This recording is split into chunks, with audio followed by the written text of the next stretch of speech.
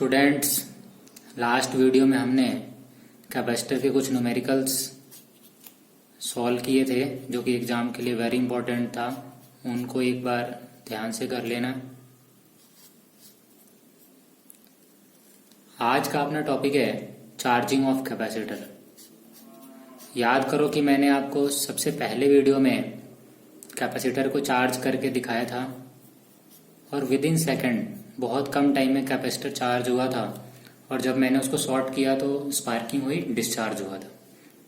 तो आज हम कैपेसिटर के इसी प्रिंसिपल या कैपेसिटर की इस प्रॉपर्टी का चार्जिंग और डिस्चार्जिंग का एक मैथमेटिकल फॉर्मूला तैयार करने वाले हैं। ये किस टाइम टी में कैपेसिटर के ऊपर कितना चार्ज स्टोर हो चुका है, कितना चार्ज एक्यूमुलेट हो चुका है, उसका एक हमें मैथमेटिकल फॉर्मूला चाहिए। तो मान लो कि एक कैपेसिटर जिसका कैपेसिटेंस C है और एक रेजिस्टर जिसका रेजिस्टेंस R है, इसको हमने एक EMF E के साथ कनेक्ट कर दिया। इस कैपेसिटर के क्रॉस अगर पोटेंशियल VC और रेजिस्टेंस के क्रॉस वोल्ट पोटेंशियल VR, तो आप E को क्या लिख सकते हो? E को लिख सकते हो VC प्लस VR। इसको लिखने का वैसे एग्जैक्ट मेथड तो KVL होता है, बट चूंकि मैंने KVL अभी आपको नहीं बताया तो आप इसको ऐसे भी समझ सकते हो कि EMF E है और कैपेसिटर के क्रॉस पोटेंशियल VC, रेजिस्टेंस के क्रॉस VR, तो आप E को VC प्लस VR लिख सकते हो। कैपेसिटर के क्रॉस जो ये पोटेंशियल है ना VC, इसको आप Q अपॉन C भी लिख सकते हो क्योंकि Q इक्वल टू C भी होता है। और जो रेजिस्टेंस के क्रॉस वोल्टेज है इसको I इंटू R लिख सकते हो, तो इसको लिख दिया I इंटू R। अब क्या करो, Q बाई C को इस साइड लेके आ जाओ, तो E minus Q by C कितने के बराबर हो जाएगा? I इंटू R के बराबर। I क्या है? dq ओवर dt, तो इसको लिख दिया dq over dt into R। LCM कर लो तो क्या बचेगा? EC minus Q upon C equal to, इस R को भी नीचे कर लो, dq ओवर dt। अब आपको क्या करना है, वेरिएबल सेपरेट कर लो, चार्ज वाले टर्म एक साथ, टाइम वाले टर्म एक साथ। तो 1 अपॉन RC एक साथ, 1 अपॉन RC को इधर ही रखो, dt को इस साइड भेज दो और 1 अपॉन EC माइनस Q इसको इधर ले आओ, dq को यहाँ रखो। इसको इंटीग्रेट कर लेते हैं प्रॉपर लिमिट के साथ। तो टाइम t इक्वल टू 0 पे कैपेसिटर के ऊपर चार्ज कितना है? 0। और मान लो टाइम t पे कैपेसिटर के ऊपर चार्ज आ गया कितना? Q, small q। तो 1 अपॉन RC 1 dt, t हो जाएगा, लिमिट रख लोगे तो t माइनस 0 ही बचेगा। मैं लिमिट 0 से t लगा देता हूँ। और आपको पता है कि 1 अपॉन x का इंटीग्रेशन log x होता है, तो इसको आप लिखोगे log e बेस का EC माइनस Q, साथ में यहाँ बाहर आपको माइनस साइन भी यूज करना पड़ेगा क्योंकि यहाँ चार्ज का साइन नेगेटिव है। लिमिट रख लेना 0 से Q तक। वेरिएबल चेंज करके इंटीग्रेशन करते हैं, बट अभी हम इंटीग्रेशन नहीं पढ़ रहे, तो डायरेक्ट 1 अपॉन x का इंटीग्रेशन करोगे। क्योंकि 1 अपॉन माइनस x है तो इसका इंटीग्रेशन माइनस log x हो गया। अब इसमें लिमिट पुट करने वाले हम, तो ये जो माइनस साइन है ना इसको इधर ही ले आओ, तो माइनस t माइनस 0 t बचेगा, इस माइनस को इधर कैरी कर लिया है, तो 1 अपॉन RC इक्वल टू, पहले Q की जगह Q पुट कर लो, तो log EC माइनस Q, फिर माइनस Q की जगह 0 पुट करोगे तो log EC बचेगा। और आपको पता है कि log M minus log N को log M बाई N लिख सकते हैं। That means EC minus Q upon EC बचा। और यहाँ पे log का बेस क्या है? E। लिमिट जब आप Q की जगह Q रखोगे तो log EC माइनस Q बचेगा, और जब Q माइनस Q की जगह जब 0 पुट करोगे तो ओनली log EC बचेगा। तो log EC minus Q minus log EC, इसको लिख दिया log M minus log N को log M बाई N। अब यहाँ पे अगर मैं एक log की प्रॉपर्टी यूज करूं तो e की power minus T by RC, e की power minus T upon RC को आप लिख सकते हो EC minus Q upon EC। और क्या करना है आपने, EC और EC को डिवाइड करोगे तो 1 बचेगा, माइनस Q बाई EC। तो e की power minus T upon RC equal to EC अपॉन EC कितना 1 minus Q upon EC। Actual में ना ये C इंटू V है, तो इसको आप ना मैक्सिमम चार्ज ऑन कैपेसिटर भी लिख सकते हो, Q0 कोई प्रॉब्लम की बात नहीं है। Q बाई Q0 को इधर कैरी कर लोगे तो Q अपॉन Q0 हो जाएगा 1 माइनस E की power minus T upon RC। इस Q0 को इधर भेज दोगे तो Q का क्या फॉर्मूला आएगा, Q equal to Q0 1 minus E की power minus T by RC। तो यही कैपेसिटर के चार्जिंग का फॉर्मूला है। इससे आप किसी भी टाइम t के ऊपर चार्ज निकाल सकते हो कि कैपेसिटर ने कितना चार्ज एक्यूमुलेट कर लिया है। तो ये कैपेसिटर के चार्जिंग का फॉर्मूला था, बट ये वेरी इंपॉर्टेंट फॉर्मूला है क्योंकि कैपेसिटर एक्सपोनेंशियली चार्ज हो रहा है। तो ये एक इंपॉर्टेंट चीज याद रखनी है आपको। अगर आप इसका डेरिवेटिव कर दोगे तो सर्किट में किसी भी टाइम पे करंट भी मिल जाएगा आपको। देखो dq बाई dt करोगे तो इसको लिख दो करंट, Q0 तो कांस्टेंट हमें मैक्सिमम चार्ज है, ऐसे ही रहने दो, 1 का 0 और e की पावर x का e की पावर x तो minus T by R C. But इसका फिर से करोगे तो टाइम का तो 1 हो जाएगा, माइनस 1 अपॉन आर सी और बच जाएगा। ये माइनस माइनस प्लस, और Q0 को अगर आप लिख दो C इंटू ई और ये है C इंटू आर, तो E की power minus T by R C और बच गया। तो यहां से I की वैल्यू आ गई E बाई आर, E की power minus T by R C. ये जो E बाई आर है ना, इसको आप मैक्सिमम करंट I0 भी लिख सकते हो, तो E की power minus T by R C बच जाएगा। मीन्स फाइनली चार्ज का तो ये फॉर्मूला आ गया, Q0 1 माइनस E की power minus T by R C, और करंट का ये फॉर्मूला आ गया I0 E की power minus T by R C. तो कैपेसिटर के चार्जिंग में ये इंपॉर्टेंट पॉइंट था कि जो कैपेसिटर के ऊपर चार्ज एक्यूमुलेट होगा वो एक्सपोनेंशियल होगा। करंट भी सर्किट में कैसी है, एक्सपोनेंशियल है। अगर हम इसका ग्राफ ड्रॉ करें तो देखो ग्राफ कैसे बनाओगे। अगर आप चार्ज का ग्राफ बनाना चाहते हो तो देखो ये है चार्ज और ये इधर टाइम t, तो एक्सपोनेंशियली टाइम t के ऊपर चार्ज 0 है, उसके बाद ये एक्सपोनेंशियली इंक्रीज होगा और इनफाइनाइट टाइम में जाके इसके ऊपर मैक्सिमम चार्ज स्टोर हो जाएगा Q0 के बराबर। और अगर आपने सर्किट में रेजिस्टेंस हटा दिया, R को हटा दोगे, तो ये कैपेसिटर मीन्स आइडियल कंडीशन में अगर ये रेजिस्टेंस हो ही ना, तो ऐसे केस में जो कैपेसिटर की चार्जिंग होगी बहुत रैपिड होगी, फास्ट, और ये तुरंत स्टेडी स्टेट पे आ जाएगा, मैक्सिमम चार्ज गेन कर लेगा। ये तब है जब रेजिस्टेंस नहीं हो सर्किट में, ये तब है जब रेजिस्टेंस हो सर्किट में। रेजिस्टेंस को आप जितना ही बढ़ाते जाओगे ना, जितना इंक्रीज करते जाओगे, ये उतना ही इस तरह का ग्राफ बनता जाएगा।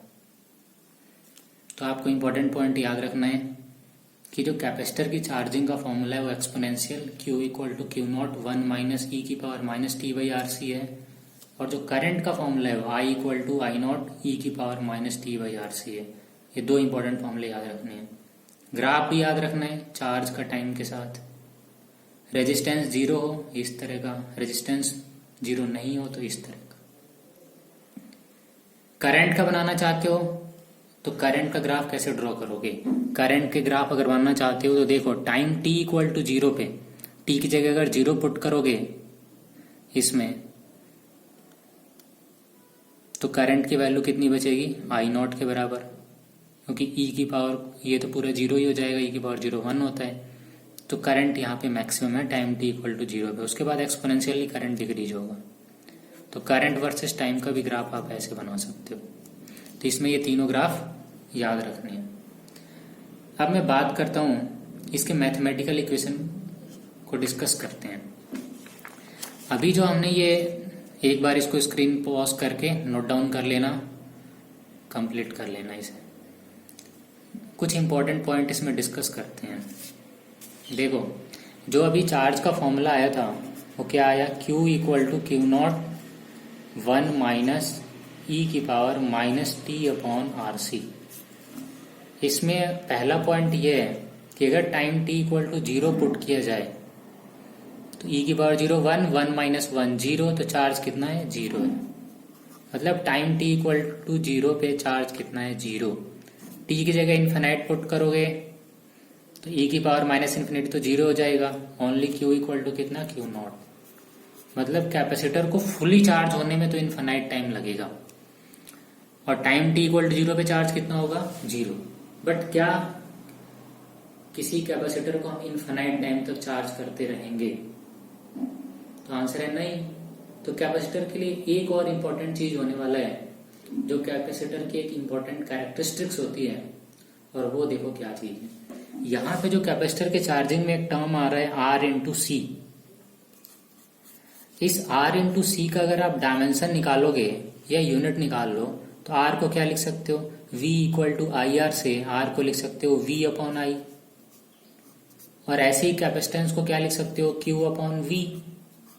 V और V कैंसिल, I को Q बाई T लिख लो, Q से Q भी कैंसिल, तो ओनली टाइम बच गया। तो इम्पोर्टेंट पॉइंट ये है कि जो R इंटू सी की वैल्यू आ रही है ये किसके बराबर आ रही है, टाइम के बराबर। तो इस R इंटू सी को हम बोलते हैं ना टाइम कांस्टेंट, और इसको टाउ से रिप्रेजेंट करते हैं। और याद रखो वेरी इंपॉर्टेंट पॉइंट, ये टाइम कांस्टेंट होता है। ये इसको क्या बोलते हैं, टाइम कांस्टेंट। ये इंपॉर्टेंट इसलिए है ना कि आप देखो, अगर मैं चार्जिंग वाले फॉर्मूले में यहां t की जगह अगर हम R इंटू सी मतलब टाउ पुट कर लें तो R C upon R C 1 हो जाएगा। ये e की पावर माइनस 1 बचेगा, उसको 1 बाई ई लिख दो। e की वैल्यू आपको पता है 2.71। तो यहां से आप अगर इसको 2.71 लिखोगे तो 2.71 माइनस 1 इसको सॉल्व कर लोगे और e की वैल्यू से डिवाइड कर लोगे तो ये अप्रोक्स 0.63 बनता है। मतलब टाइम कांस्टेंट किसी भी कैपेसिटर का वो कैरेक्टरिस्टिक्स है कि उतने टाइम में कैपेसिटर अपनी मैक्सिमम कैपेसिटी का 63% चार्ज हो चुका होता है। और अगर हम इसका टाइम कांस्टेंट का 5 गुना टाइम ले लें 5 टाउ, तो इतने टाइम में कैपेसिटर अपनी मैक्सिमम कैपेसिटी का अप्रोक्स 98% चार्ज हो चुका होता है। तो ये दोनों वेरी इंपॉर्टेंट पॉइंट है, इसको याद रखना है आपको कि अगर आप एक टाइम कांस्टेंट की बात करोगे तो उतने में कैपेसिटर अपनी मैक्सिमम कैपेसिटी का 63% चार्ज हो चुका होगा। और अगर आपने टाइम कांस्टेंट का 5 टाइम्स ले लिया, टाइम 5 टाउ ले लिया टाइम को, तो कैपेसिटर अपनी कैपेसिटी का 98% तक चार्ज हो चुका होगा। तो कैपेसिटर के लिए इनफाइनाइट टाइम इंपॉर्टेंट नहीं है मैक्सिमम चार्ज होल्ड करने के लिए, उसके लिए टाइम कांस्टेंट इंपॉर्टेंट है कि कितने टाइम में वो अपनी कैपेसिटी का 98% चार्ज ले होल्ड कर रहे हैं और कितने टाइम में वो 63% चार्ज होल्ड कर रहे हैं। अगर इस टाइम कांस्टेंट को करंट के साथ रिलेट करोगे ना तो वहां पे अगर आप करंट के साथ करते तो करंट का जो इक्वेशन आया था वो कुछ ये था, I equal to I naught e की power minus T by R C. यहाँ t की जगह अगर आप आर सी पुट करोगे तो ये कट जाएगा, e की पावर माइनस 1 बचेगा, तो आई नॉट अपॉन ई, और e की वैल्यू 2.71 से सॉल्व करोगे तो अप्रोक्स कुछ 36.6 या 37 के अप्रोक्स मान लो 37 बचेगा। मतलब टाइम कांस्टेंट के बराबर टाइम में जो करंट है वो 37%, बट जो चार्ज है वो कितना 63%। तो ये इंपॉर्टेंट पॉइंट है, इंपॉर्टेंट कैरेक्टरिस्टिक्स है किसी भी कैपेसिटर के लिए। टाइम कांस्टेंट सबसे इंपॉर्टेंट कैरेक्टरिस्टिक, इसको आपको याद रखना है। एक और जो इंपॉर्टेंट बात मैं आपको बताने वाला हूं वो ये है कि न्यूमेरिकल करते टाइम ना, जैसे मान लो आपको इस तरह कोई न्यूमेरिकल आ जाए कि ये कैपेसिटर है मान लो 5 माइक्रोफैरड का, और इसके साथ मैंने एक रेजिस्टेंस जोड़ दिया 10 ओम का, और इसको एक बैटरी के साथ कनेक्ट कर दिया, और इस मान लो बैटरी का ईएमएफ गिवन है हमें 20 वोल्ट, और यहाँ एक स्विच लगा हुआ है। तो आपसे बोला यह गया कि मान लो टाइम t इक्वल टू 0 पे हमने इस स्विच को क्लोज कर दिया, तो जस्ट उसी इंस्टेंट पे जब आपने स्विच को क्लोज किया बताना है कि सर्किट में करंट कितनी है आई। तो ऐसा कोई भी क्वेश्चन आ जाए तो याद रखोगे टाइम t इक्वल टू 0 पे जो कैपेसिटर में करंट है आई, टाइम t इक्वल टू 0 पे वो कितना है, ओनली आई नॉट के बराबर। और आई नॉट कितना था, E/R के बराबर। E/R को ही हमने आई नॉट लिखा था। तो टाइम t इक्वल टू 0 पे करना क्या होता है कि इस कैपेसिटर को शॉर्ट कर देना होता है। जब भी टाइम t इक्वल टू 0 का न्यूमेरिकल पूछा जाए तो आप सिंपल इस कैपेसिटर को शॉर्ट कर दो। यहाँ कैपेसिटर है ही नहीं, ओनली रेजिस्टर है 10 ओम का और ये बैटरी है 20 ओम का। तो सर्किट में करंट आई की वैल्यू कितना, E/R मतलब 20/10 कितना, 2 एम्पियर। ऐसा इसलिए हो रहा है ना क्योंकि टाइम t इक्वल टू 0 पे कैपेसिटर रेजिस्टेंस शो करता ही नहीं है, एक्सपोनेंशियली चार्ज होता है, मैक्सिमम करंट को जाने देता है। तो इस वजह से आपको ध्यान रखना है कि अगर टाइम t इक्वल टू 0 का कोई न्यूमेरिकल आता है तो आपको कैपेसिटर को शॉर्ट कर देना है और सिंपल रेजिस्टेंस के साथ प्रॉब्लम को सॉल्व कर लेना है। जब भी आपसे इक्विवेलेंट कैपेसिटेंस निकालने को बोला जाता है वो सब स्टेडी स्टेट की प्रॉब्लम होती हैं। स्टेडी स्टेट का मतलब कैपेसिटर फुली चार्ज हो चुका है, उसके बाद वो काम नहीं कर रहा होता है। मतलब मेरा ये है कि टाइम t इक्वल टू 0 पे तो आप कैपेसिटर को शॉर्ट कर दोगे, बट अगर कोई न्यूमेरिकल लॉन्ग टाइम का है या फिर इन्फिनाइट टाइम का है, ऐसे केस में जब कैपेसिटर फुली चार्ज हो गया ना उसके बाद ये चार्ज को क्रॉस नहीं होने देगा, ये इन्फिनाइट रेजिस्टेंस ऑफर करेगा, सर्किट में करंट 0 होगी। तो टाइम t इक्वल टू 0 पे तो मैक्सिमम करंट E/R, बट अगर आपने इस स्विच को लॉन्ग टाइम तक प्रेस कर लोगे तो कैपेसिटर जब फुली चार्ज हो चुका है उसके बाद ये करंट को नहीं जाने देगा। तो ऐसे केस में फिर आप करंट को 0 बोलोगे। मतलब एक तरह से कैपेसिटर डीसी पे काम करता नहीं है। पहले स्टार्टिंग में तो चार्ज हो जाएगा फुली, लेकिन लॉन्ग टाइम का क्वेश्चन बोला जाए आपसे तो आप यहाँ पे इन्फिनाइट रेजिस्टेंस मान के चलोगे, सर्किट में करंट 0 लोगे। ये इंपॉर्टेंट पॉइंट याद रखना है। जस्ट उस इंस्टेंट पे जब स्विच क्लोज किया गया है उस टाइम पे तो करंट मैक्सिमम E/R, कैपेसिटर को शॉर्ट करना है। बट अगर लॉन्ग टाइम के लिए बोला जाए तो ध्यान रखो ओपन सर्किट मतलब इन्फिनाइट रेजिस्टेंस। तो ये इंपॉर्टेंट पॉइंट याद रखना है आपको, ये वेरी इंपॉर्टेंट पॉइंट है न्यूमेरिकल के लिए। मैक्सिमम क्वेश्चन तो ऐसे ही आ जाते हैं, 10 सेकंड बाद कितना चार्ज होगा, टाइम कांस्टेंट का 5 गुना टाइम पे कितना चार्ज स्टोर होगा। तो ये इंपॉर्टेंट पॉइंट आपको याद रखना है। एनर्जी लिखोगे तो हाफ CV² हो जाएगा या Q²/2C, किसी भी टाइम के ऊपर चार्ज निकाल लो, उसे एनर्जी भी निकाल सकते हो। Hope you will get it. Thanks for watching.